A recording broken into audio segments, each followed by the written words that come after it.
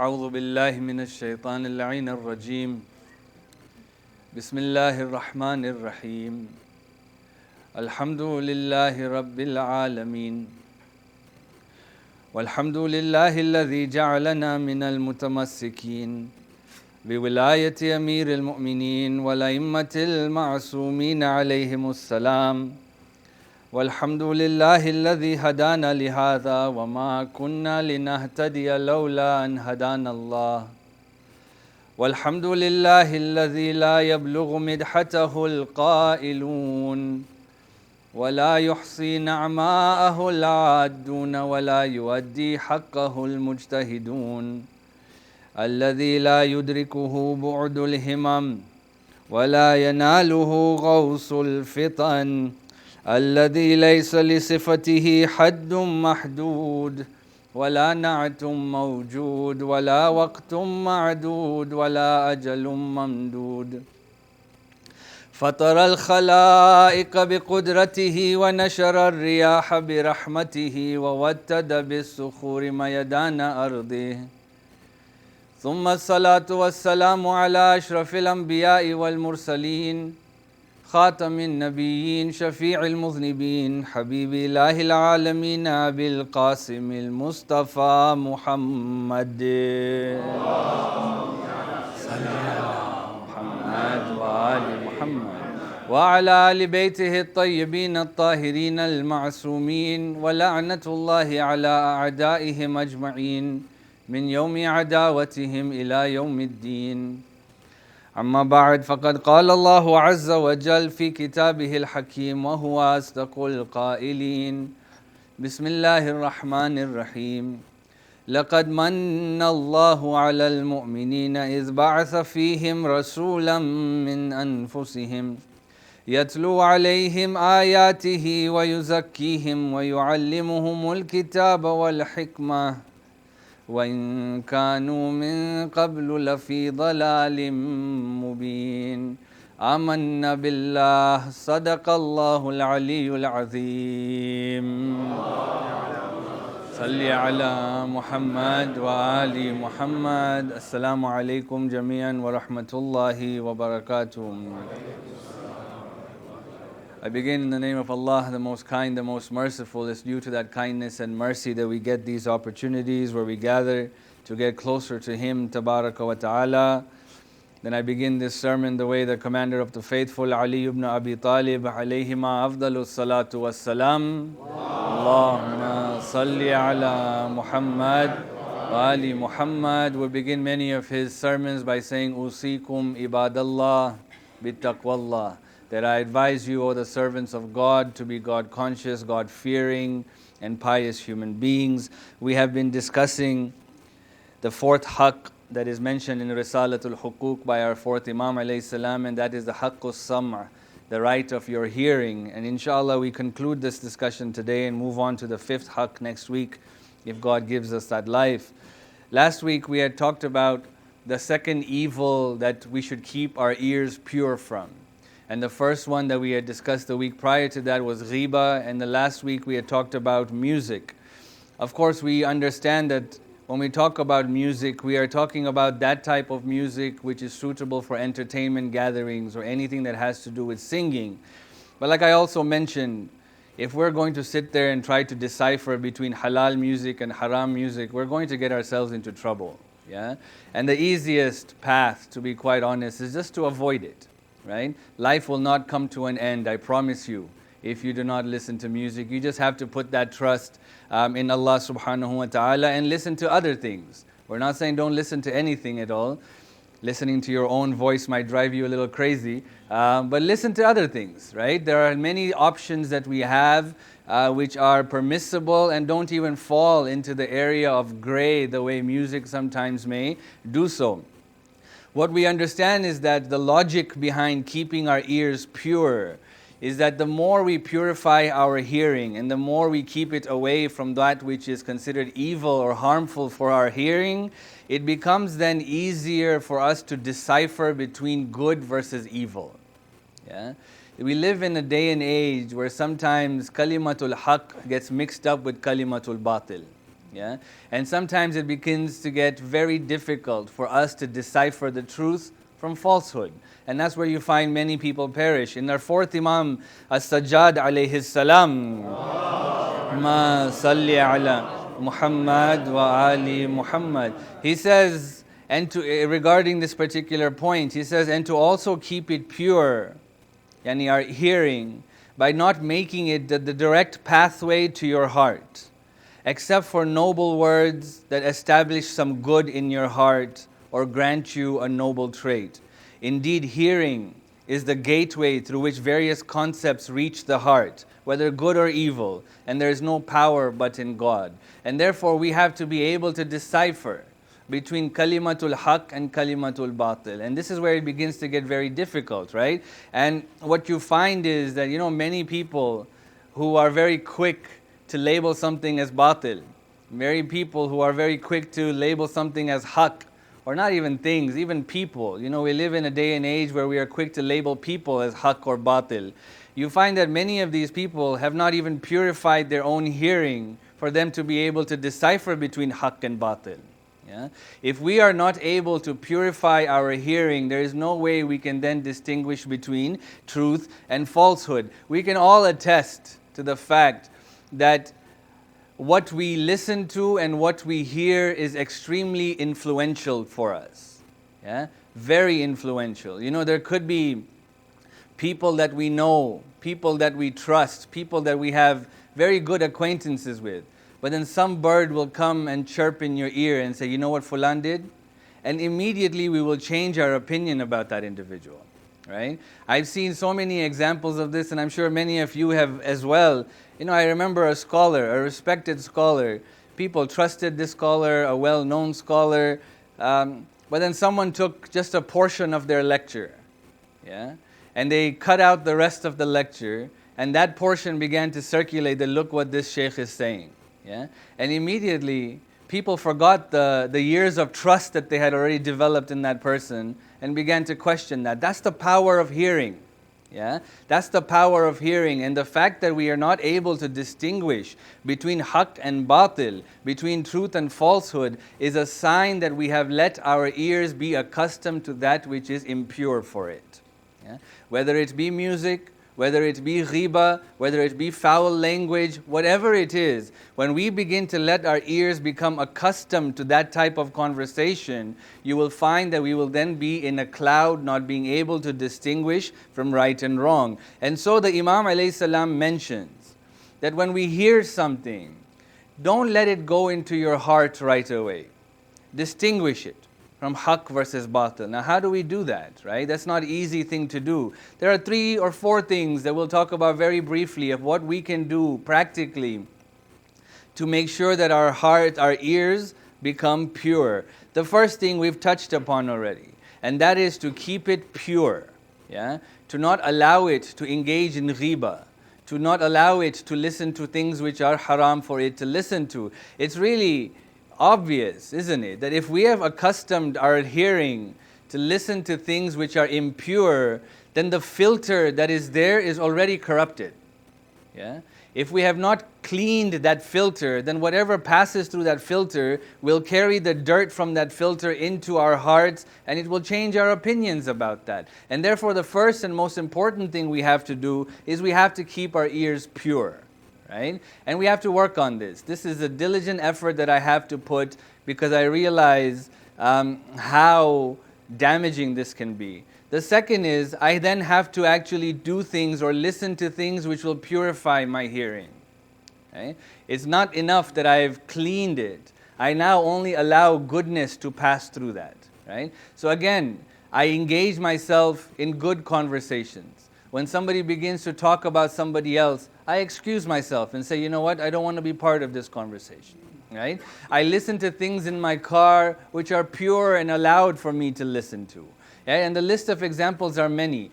What we have in our traditions, what we have in our cultures, what we have in our gatherings, many of these things are good for us. Right? Many of these things add a lot of ronak into our lives, a lot of spirituality into our lives. We have to accustom ourselves to listen to that. And sometimes the best thing we can listen to is silence.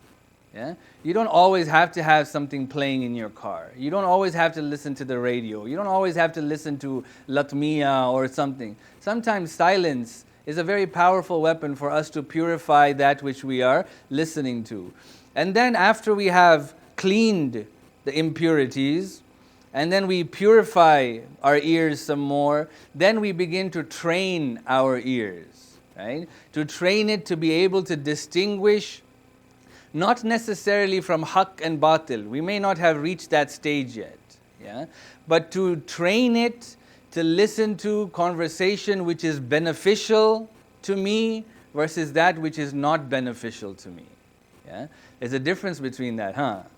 There are some conversations which are purely lahu, and sometimes lahu conversations can be fun. You know, this is what we call in Gujarati baraza conversations. Yeah? Conversations when you hang out with the guys and you have nothing to do, and you just talk for a few hours and you find time has gone by very fast. What did you talk about when your wife asks? Really nothing. Yeah? We didn't, but it was a fun conversation. Those are lahu conversations, right? We're talking about conversations that have benefit to us. Really, even conversations that may seem okay, but they don't have any benefit to us are harmful for us. Yeah? They are. This is why I remember our teachers would always tell us that, look, we're not saying don't hang out, don't have fun. But even when you hang out and have fun, have somebody for 2 minutes talk something about religion. Yeah? Talk something about Allah. Talk something about the Quran. Talk something, because you're adding barakah into that discussion, and then have a conversation. Allah doesn't want us just to sit there and talk about the Quran all day. The Prophet and the Imams, they enjoyed themselves. They talked about worldly affairs and what's happening. But we have to get to that stage of understanding conversations that are beneficial to us versus conversations that are not beneficial to us. And the fourth step, and this is probably the most important step, if we are really serious about wanting to purify our hearing, we have to ask Allah subhanahu wa ta'ala for assistance. Yeah? This is His gift that we've been given. Right? And it is He who has the instruction manuals on how for us to use it correctly. And therefore I need to ask His help for me to be able to utilize this correctly. I think that if we're able to do this, right, a lot of the shubahat, a lot of the doubts that we come across on our day-to-day lives, where I can't realize, is this the truth or is this not the truth, would be solved simply by purifying our ears and listening to the true message that Allah wants us to capture. وآخر دعوانا الحمد لله رب العالمين. أعوذ بالله من الشيطان الرجيم. بسم الله الرحمن الرحيم. قل هو الله أحد الله الصمد لم يلد ولم يولد ولم يكن له كفوا أحد. صدق الله العلي العظيم. صل على محمد.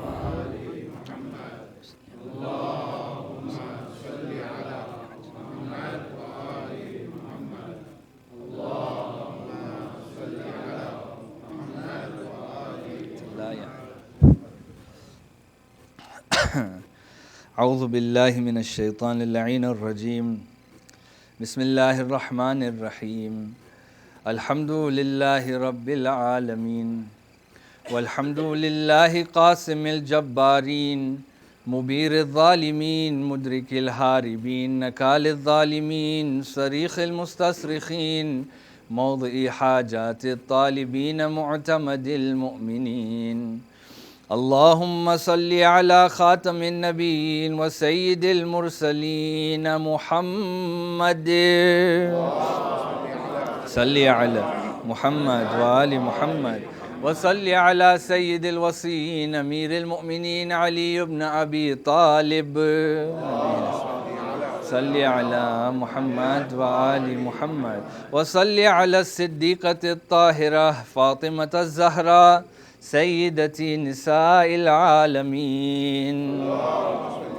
صل على محمد وصل على سبتي الرحمة وإمامي الهدى الحسن والحسين سيدي شباب أهل الجنة اللهم صل على محمد وآل محمد وصل على علي بن الحسين ومحمد بن علي وجعفر بن محمد وموسى بن جعفر وعلي بن موسى ومحمد بن علي وعلي بن محمد والحسن بن علي والحجة القائم المهدي صل على محمد وآل محمد صلاة لا غاية لعددها ولا نهاية لمددها ولا نفاد لأمدها.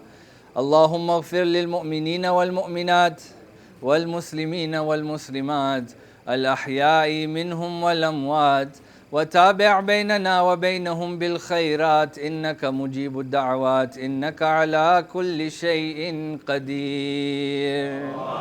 اللهم صل على محمد وآل Muhammad. In this second sermon, for this week and 3 more weeks after that, I'm going to be speaking on a specific subject, and the subject that I'm going to be talking about is social media. Yeah, and it's a 4-parter, and you got to stick around for the whole 4 weeks, inshallah, or at least catch it online, because we're not gonna. You have to get the full breadth of what I'm trying to say. But we're going to be looking at social media, and in particular, its impact. Its impact on children, its impact on youth, its impact on adults, its impact on families, and what it does, and then its impact on society as well. Because everything is connected, as we know, right? Today you find that nearly every person, right, regardless of age, is connected in some form of social media, right? Today we're going to be talking a little bit about statistics only, but it's quite mind-blowing when we talk about social media. And I know that oftentimes we consider this to be a youngster problem. But really, if you were to look at your own life and how much time you spend on your gadgets, no matter how old you are, it shows you the effect that social media is having. Now, today we're going to just be defining a few things and giving some statistics. So when we talk about social media, what are we talking about? So according to the Merriam-Webster dictionary, and there are many definitions, but I just picked this one, social media are forms of electronic communication, through which users create online communities to share information, ideas, personal messages, and other content such as videos.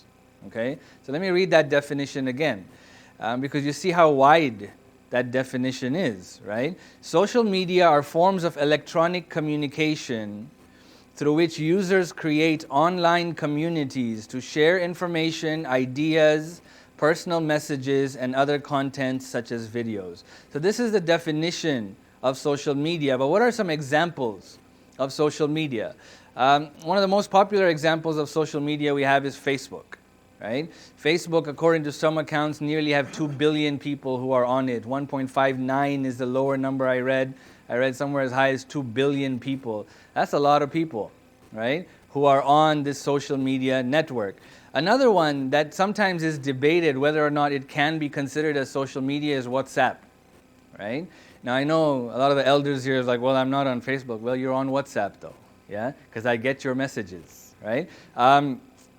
There are over 1 billion users on WhatsApp. Now the discussion or the debate really is WhatsApp, is it considered to be a social media application, or is it considered to be a social networking application? And there's a difference in language or definition in that. But however, if I begin to use WhatsApp simply as a forwarding tool, which many of us do, right? I get a video, I blast it out to 30 people. I get a video, I send it out to these many people. I'm no longer saying, Salam Sheikh, how are you doing? But I'm just blasting messages. When I begin to use it in group formats, the way we do with our own families, the way we do, and when I begin to blast out messages, WhatsApp now is no longer considered to be a social networking app. It is rather a social media app, because I'm trying to convey messages to people using this network. You take that into consideration, majority of us here are using some form of social media. Other examples of social media include YouTube. right? Because you're sharing content that way. Many of us go onto YouTube, right, to see what's happening.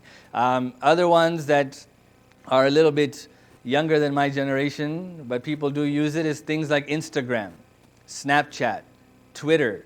And part of social media is video gaming, right? Video gaming is when people play video games, but they're connected and playing against somebody else. It's an entire, it's a huge business. I don't think we realize, right? Like, I didn't realize until I was doing research on this. They actually have video gaming Olympics, basically, right? And 40,000 people come into a stadium to watch other people game. Imagine that, right? You're not coming to watch a football game. You're not coming to watch you're coming to watch people on a computer playing a video game, right? That's how much people follow through with this. Now, how many people use it? We are told as of 2017, nearly 2.5 billion people use some form of social networking or social media. 2.5 billion people in the world. In North America is the highest usage of social media. 70% of the population have at least one social account. 70%. That means in this room, 7 out of 10 of us have some form of account. And I think that number is higher the more wealth a community has. Because that number begins to get lower when people don't have internet connection, for example, right? When people don't have data, for example, so they're not limited in what they can do. But when you have a community that's prosperous, the way our community, alhamdulillah, is prosperous, I would say that number of 70% is much higher. And globally, the percentage is about 42%.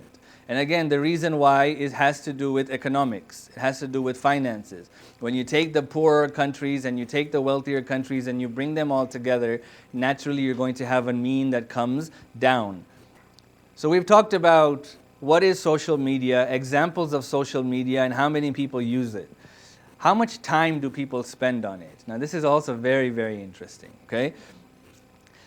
16 to 24-year-olds spend on average 3.5 hours a day on social media.